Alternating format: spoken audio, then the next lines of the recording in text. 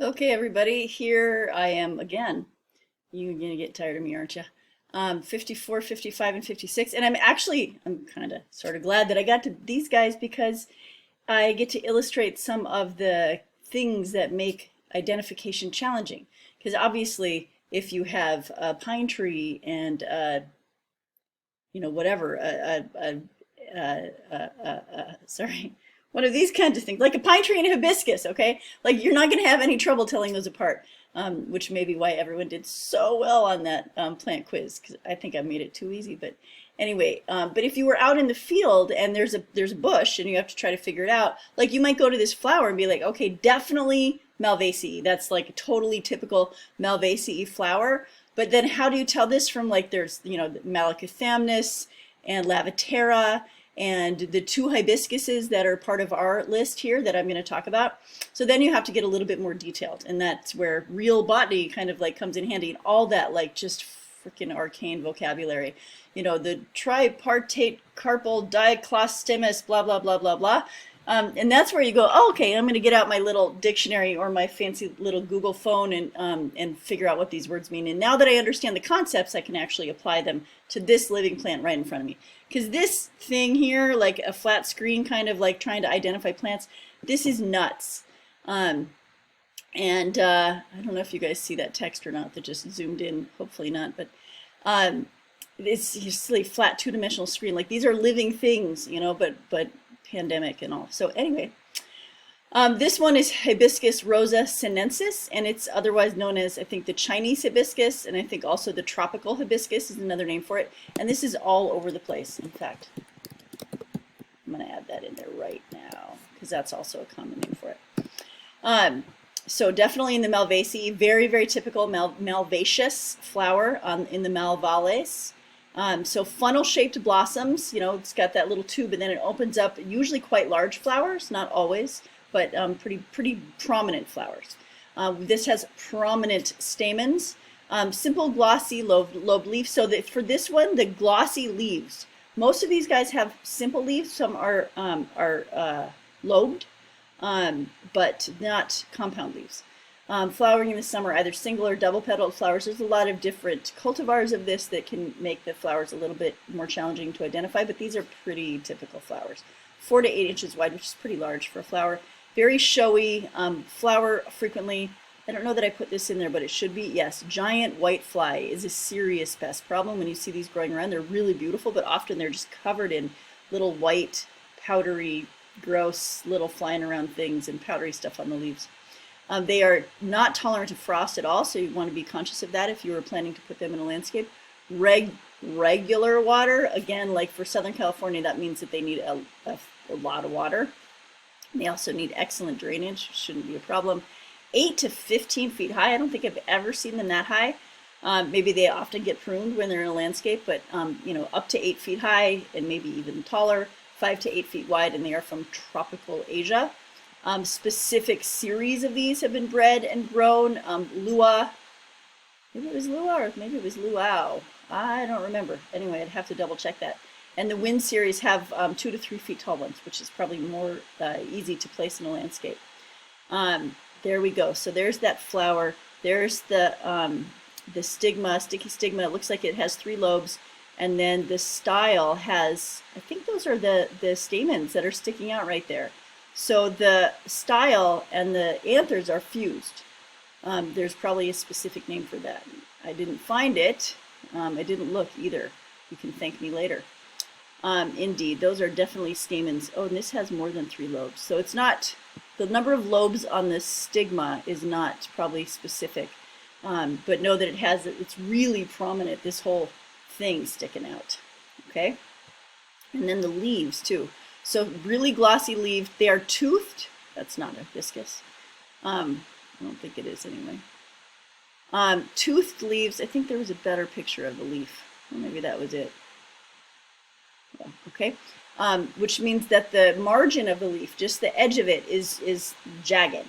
And then lobed also. I think it said, no, maybe it was the other one. 3 lobed. Lobed. Okay.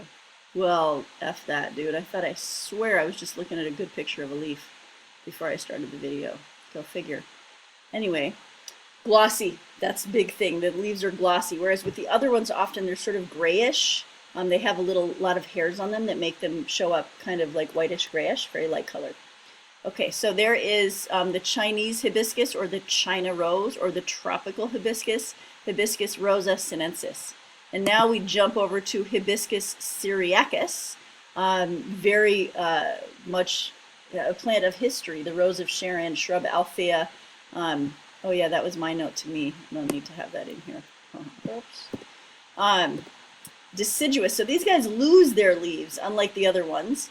But I think it said that they don't drop their leaves for a very long time. They start to grow new leaves. There we go. The leaves are toothed and three-lobed. That's what was going on. I was looking at the wrong plant. So here we have just, not quite as bumpy as the other one, although I did not show you a great picture of those other leaves. There are hibiscus all around. Like if you go to downtown or something, they get planted in front of all kinds of hotels and things like that. In fact, I think Kaiser has a big, huge hedge of it if you ever go to Kaiser downtown. So three-lobed, like 1, 2, 3. So that's different than the other one. It just said lobed. So it may be that with all the different cultivars of that, there's not a specific defining number of lobes. But the jagged margins, those toothed leaf margins, and then that the actual leaf shape itself also has lobes. But for this one, it's three-lobed and just mildly toothed. And it's not quite that same color, like super glossy. It's a little bit, this gets to be kind of subjective, like it's sub-glossy. It's not really, it has more of a flat appearance if you look at it. I know, you have to take my word for it. Anyway, another thing about these guys, you notice that the petals look quite different, right? Like these are, it's hard to tell how many petals there are. And it might vary with it's probably like 1, 2, maybe 4 petaled here, and 4 parts to the, yeah, that would be 5 right there. Anyway, I just zip my trap. Distinguishable petals, whereas here, fused petals. Okay, or like overlapping. They're not quite as distinct, and they also have these red dots at the base, so that's another thing about them. Three-lobed, red dots at the base, so this is probably just a younger flower and the petals haven't really separated yet. If we were to dissect this, they would probably come apart. But it's not, it's just looks different than here. The petals are really showy, kind of curved back versus here. This is a little more like the wild type, if that means anything to you. Also, I think I don't remember where I saw a picture of the seeds. So these make these little, like there's weedy malvas all around, mallows that are just common weeds, and they usually are pretty short growing. And they have these little cheeses. If you break the seed coat, the fruit, and the inside, it's like a little cheese wheel, a round little thing, and it has all these little tiny curved black seeds inside. So that's another thing that identifies it in the Malvaceae.